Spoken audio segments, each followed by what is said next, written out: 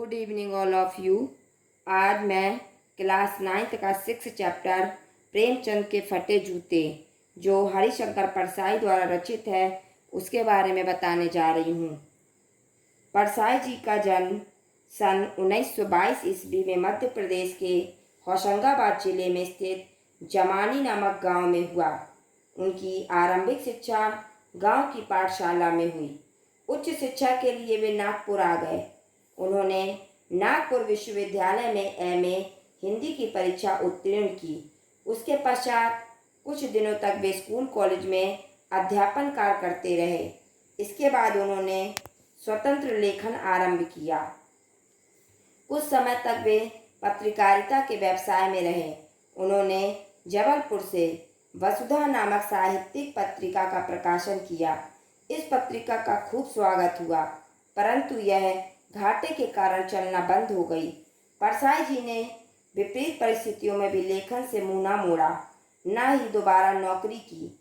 वे आर्थिक तंगी में जीते हुए सन 1995 में देहांत हो गया। उनकी प्रमुख रचनाएं हैं। हरिशंकर परसाई ने प्रचुर लेखन कार्य किया।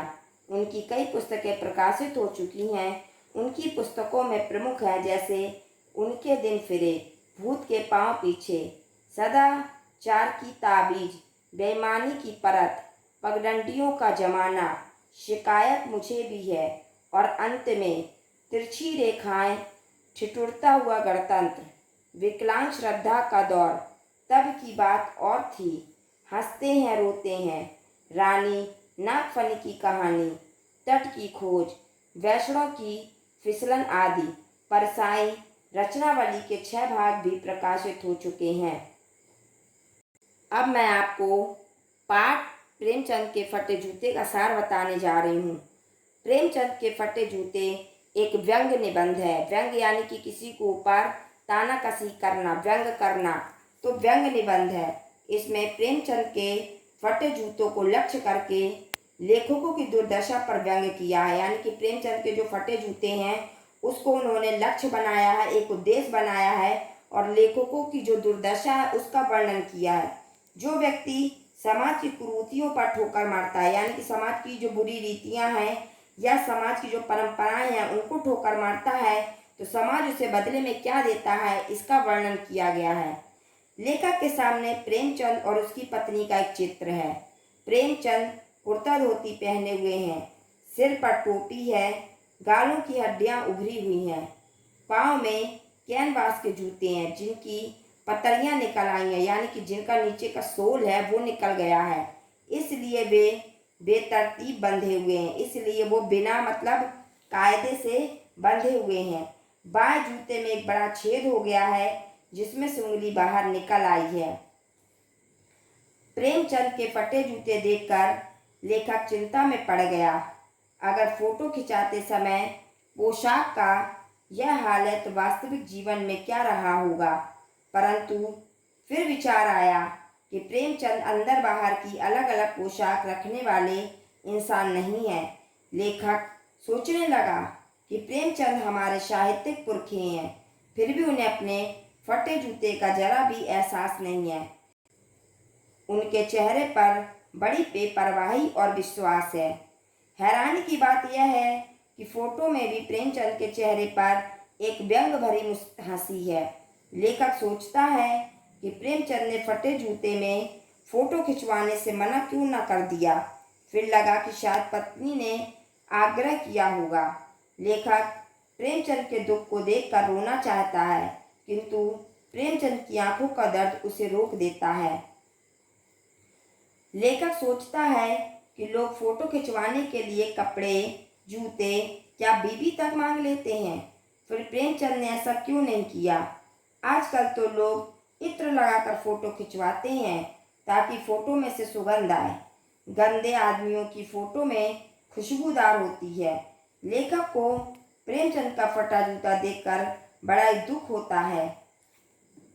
लेखक कहता है, मेरा जूता भी ऊपर से अच्छा दिखता है, किंतु उसका तला घिस गया है, यानी कि उसका जो सोल है वो फट गया है।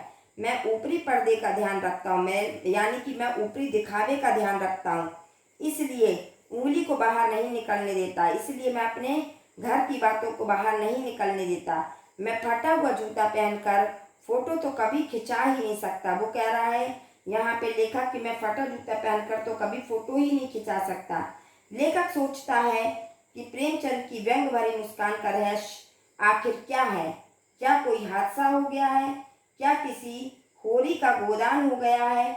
या हल्कू नामक किसान के खेत को नील गाय चर गई है? या हल्कू नामक किसान के खेत को नील गाय चर गई? या यीशु का बेटा माधव अपनी पत्नी के कफन को बेचकर खा गया? या फिर लेखक किसी महाजन के तगादों से बचने के लिए दूर दूर के चक्कर काटता रहा? याद आया भक्त कवि कुंभन दास का जूता भी तो फतेहपुर सीकरी आने जाने में घिस गया था। को बोध होता है कि प्रेमचंद जीवन भर किसी कठोर चीज को ठोकरें मारते रहे। वे रास्ते में खड़े टीले से बचकर निकलने की बजाय उस पर जूते से ठोकर मारते रहे हैं। वे समझौते नहीं कर सके। जैसे गोदान का होरी नेम धर्म को नहीं छोड़ सका, वैसे ही प्रेमचंद भी नेम धर्म को नहीं छोड़ सके। नेम धर्म यानी कि नियम धर्म उनके लिए मुक्ति का साधन था। प्रेमचंद के पांव की उंगली मानो उसी घृणित जगह पर संकेत कर रही है जिस पर ठोकर मारकर उन्होंने अपने जूते फाड़े थे।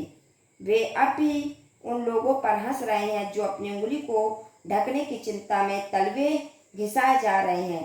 लेखक ने कम से कम अपना पांव बचा लिया, परंतु लोग अपने तलवे का नाश कर रहे हैं। इस चैप्टर में ये बताया है कि प्रेमचंद है, उनका जूता है जो फटा हुआ है। तो यहाँ पे जो लेखक है वो कहता है कि लोग फोटो खिंचाने के लिए तो बीबी जूता सब कुछ उधार मांग लेते हैं, लेकिन ये फटे जूते में ही फोटो खिंचा रहे हैं और मुस्कुरा भी रहे हैं।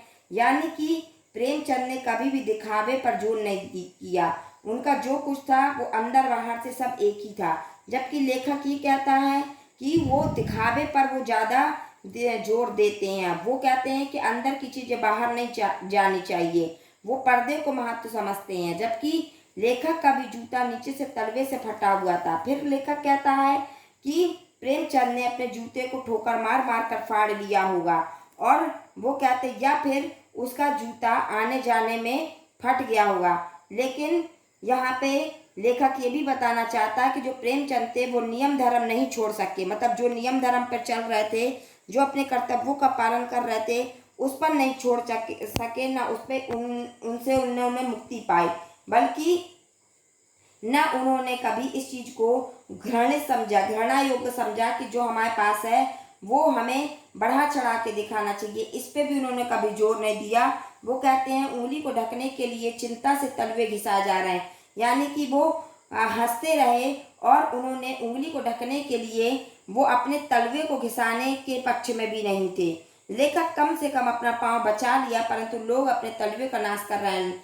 वो प्रेमचंद लेखक कहता है कि प्रेमचंद ने अपनी उंगली को दिखाने के लिए चाहता तो वो अपनी धोती से ढक सकता था, लेकिन उन्होंने उंगली को नहीं ढका। वो जैसी स्थिति में थे वैसे ही फोटो खिंचाई, और हो सकता है उन्होंने अपनी पत्नी के कहने पर फोटो खिंचा ली हो, लेकिन उनके चेहरे पर फिर भी मुस्कान दिखाई दे रही थी। और वो कह रहे हैं कि उंगली को ढकने के चक्कर में कम से कम उन्होंने अपने तलवे का नाश नहीं किया। ये इस चैप्टर में बताया गया है।